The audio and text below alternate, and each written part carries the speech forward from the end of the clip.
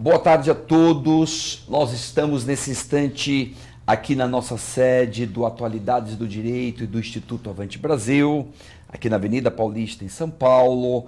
Nesse instante, nós estamos dando início a esses nossos encontros que serão semanais, chamados tertúlias criminológicas. Já eu já explico o que é isso, mas antes eu quero dizer que nós estamos tendo o prazer, nesse instante, de receber, de ter aqui ao meu lado, nesta mesa, junto com a gente, a professora Alice Bianchini, que dirige junto comigo tanto o Instituto Avante Brasil quanto o portal Atualidades do Direito. É um prazer enorme estar aqui com a professora Alice e nós dois temos o prazer de estar recebendo nesse instante a doutora Camila Caldeira Nunes Dias.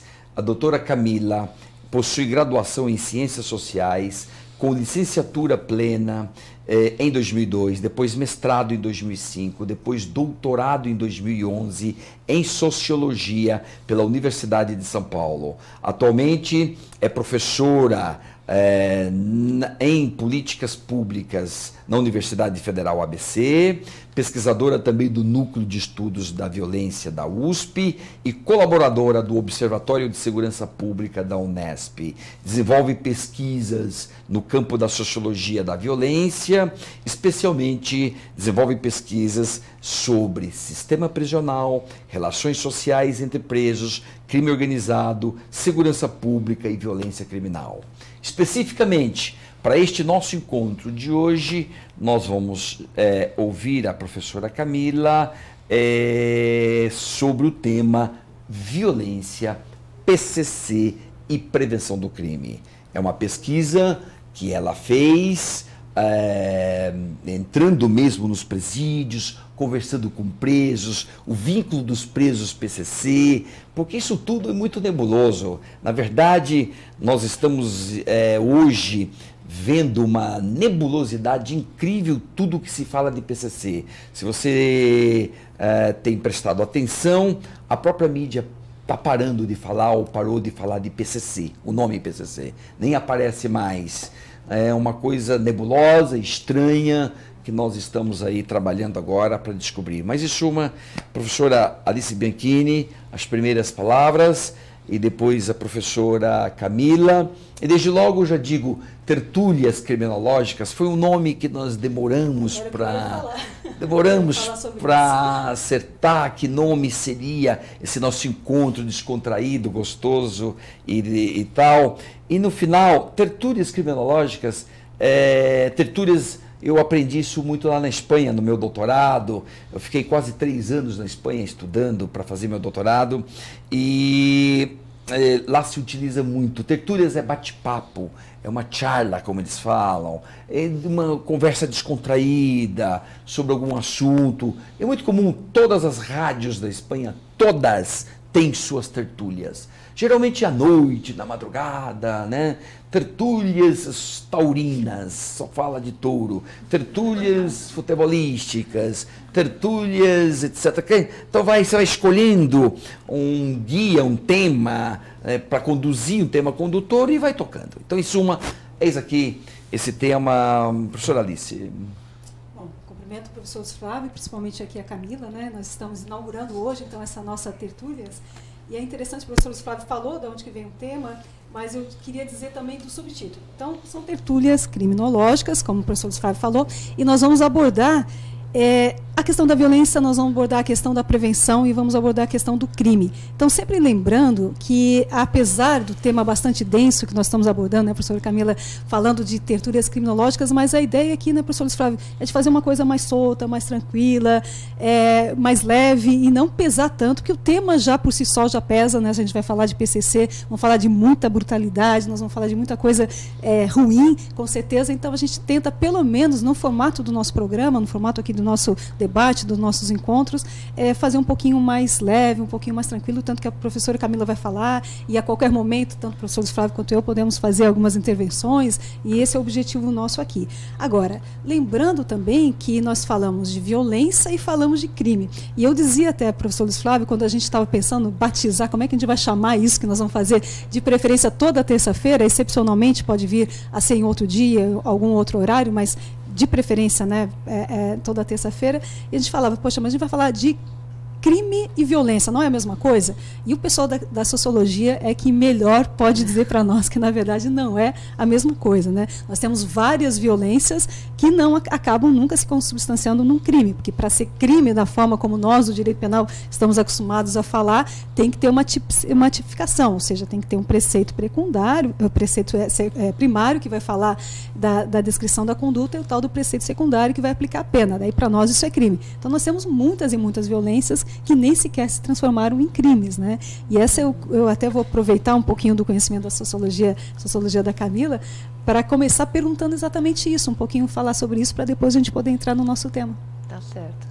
Bom, boa tarde a todos, agradeço o convite do Dr. Luiz Flávio, professora Alice, de toda a equipe aqui do Instituto, para estar aqui presente, para discutir um pouco a minha pesquisa de doutorado, que faz parte de uma trajetória de pesquisa nessa área, né, relacionada ao sistema prisional.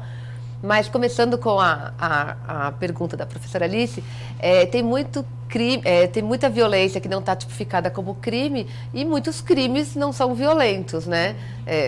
O furto, por exemplo, é um tipo de crime não necessariamente não violento, geralmente não violento. Então, embora esses dois termos muitas vezes sejam utilizados como sinônimos ou de forma indiferenciada, na verdade eles tratam-se de fenômenos completamente diferentes, né? E quando a gente fala em violência, normalmente a gente pensa na violência física, né? Sendo que há uma variedade enorme de formas de violência, que não apenas a violência física, né? No sentido de provocar uma lesão ou ameaçar a integridade física de outra pessoa. A violência simbólica, né? A discriminação, por exemplo, né? Um tipo de violência simbólica, a ameaça, enfim, os vários tipos de preconceitos existentes. Enfim, há uma infinidade de formas de violência que não estão ligadas à questão da integridade física e que também não estão tipificadas como crimes, né? Então, são realmente dois conceitos que são fenômenos que muitas vezes andam vinculados um ao outro, mas não necessariamente se tratam da mesma coisa. Camila, em 2011 você se doutorou aqui pela USP e sua tese de doutoramento foi precisamente uma longa pesquisa que você fez, pesquisa de campo, inclusive, dentro dos presídios, para investigar essa história toda. Afinal, fala um pouco da sua pesquisa, do seu doutoramento, da tese, e, afinal, vamos tentar responder a seguinte pergunta: o PCC realmente manda nos presídios do estado de São Paulo? Manda. Ele que comanda? Diria que de 90% a 95% das unidades prisionais de São Paulo, que eu acho que hoje totalizam 152 unidades, se não me engano, porque São Paulo inaugura tanta prisão que a gente às vezes se desatualiza, mas se não me engano hoje são 152 unidades prisionais no estado de São Paulo, sob a tutela da SAP, da Secretaria de Administração Penitenciária, ou seja, tá aqui, quando eu falo 152, estou excetuando cadeias públicas que ainda existem, muitas que são sob custódia da segurança pública, né, que não estão nesse total, mas só considerando as da SAP, né, essas 152, eu diria que de 90% a 95% desse total está sob o comando do PCC. Embora, como diz um amigo meu, um colega que também pesquisador da área, agora Simingard, ele diz que PCC virou voodoo, que o governo evita falar o nome, alguns setores da empresa também proibiram de falar, né, a sigla, para que, como se fosse voodoo, você não fala e ele não aparece, como se ele não existisse, né? eu, como outros pesquisadores, meus colegas da universidade, como qualquer pessoa que trabalha no sistema prisional em São Paulo pode confirmar, o PCC tem um controle sobre a grande maioria das unidades prisionais de São Paulo. Para não falar, né, só para ficar restrito ao sistema prisional, mas também já antecipando um pouco, não só dentro da prisão. O PCC também, eu digo que ele hoje, no cenário estadual paulista, ele tem uma hegemonia no mundo do crime. Então, inclusive de drogas, por exemplo. Principalmente. Ele é não diria o único, mas ele é o grande distribuidor de drogas do estado de São Paulo. Principalmente a maconha, mas também a cocaína.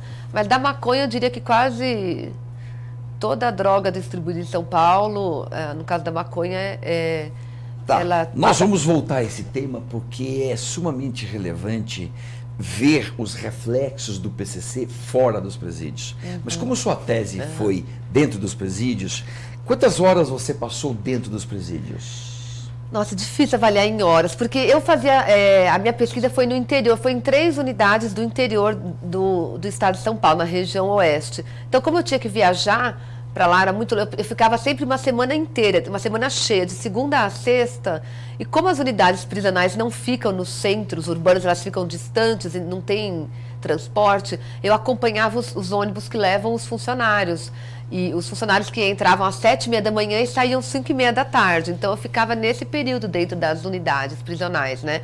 Então eu ficava sempre semanas cheias, de segunda a sexta, das 7 da manhã às 7h30 da manhã às 5 da tarde. Conversando com presos. Conversando com presos nos intervalos.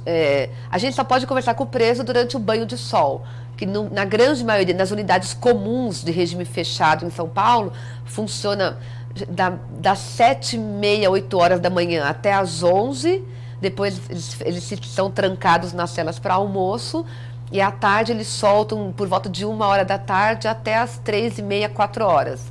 Quando eles são trancados novamente. Então, o horário do banho de sol da população carcerária é o horário em que eu realizava as entrevistas com os presos. Nesses intervalos, eu ficava circulando pela unidade, conversando com funcionários, diretores, com quem tinha acesso, né? Com os técnicos, psicólogos, assistente social, eu sempre digo que a pesquisa de campo, a realização de entrevistas é muito importante, mas a pesquisa de campo ela vai muito além da simples entrevista, né?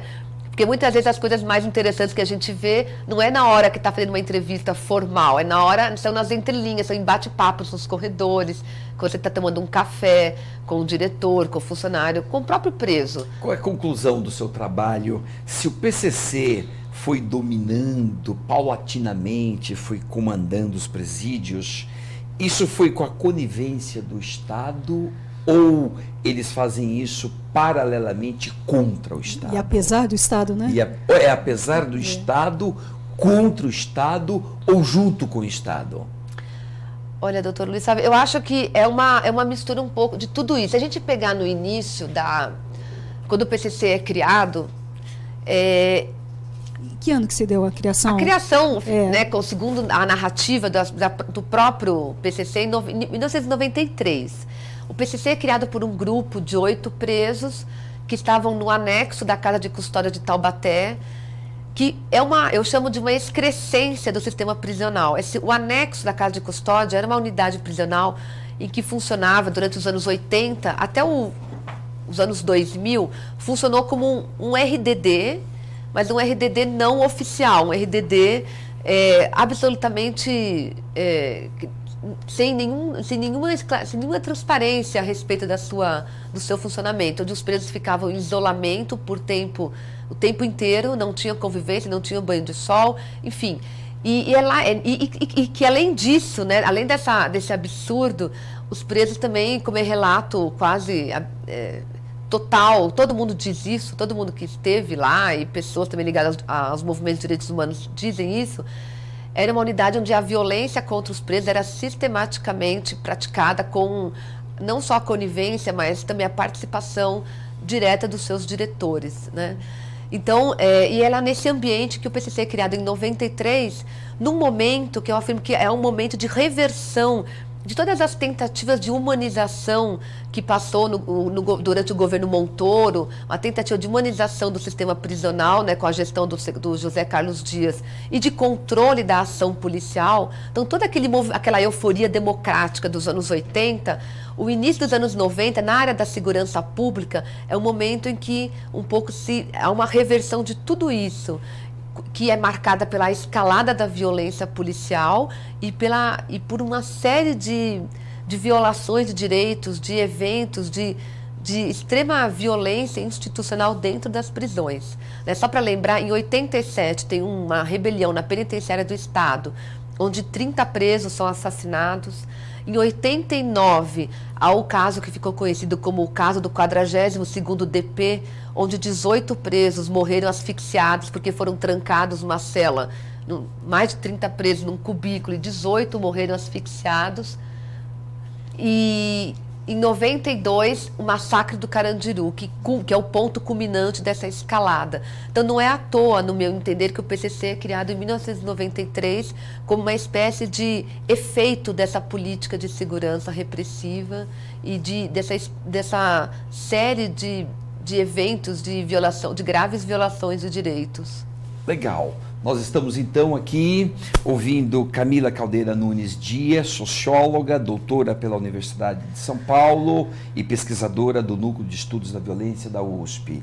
O tema é Violência, PCC e Prevenção do Crime, e ela então está contando um pouco dessa sua história, de ter feito pesquisas de campo dentro dos presídios para descobrir este vínculo PCC e presídios. E a pergunta que nós formulamos, se o PCC comanda os presídios, e como nós ouvimos da doutora Camila, sim, de 90% a 95% dos presídios estão, digamos, sob o controle do PCC. O que nós queremos é que explique, agora no segundo bloco, que explique o seguinte: como é esse comando, o que eles fazem, no que eles comandam, e depois os reflexos disso para o exterior, para a sociedade aqui fora. Mas uma pausa, rapidíssima pausa, e nós 5 minutinhos já voltamos. só. 5 minutos? 5 minutinhos. 5 minutos e nós já estamos de volta.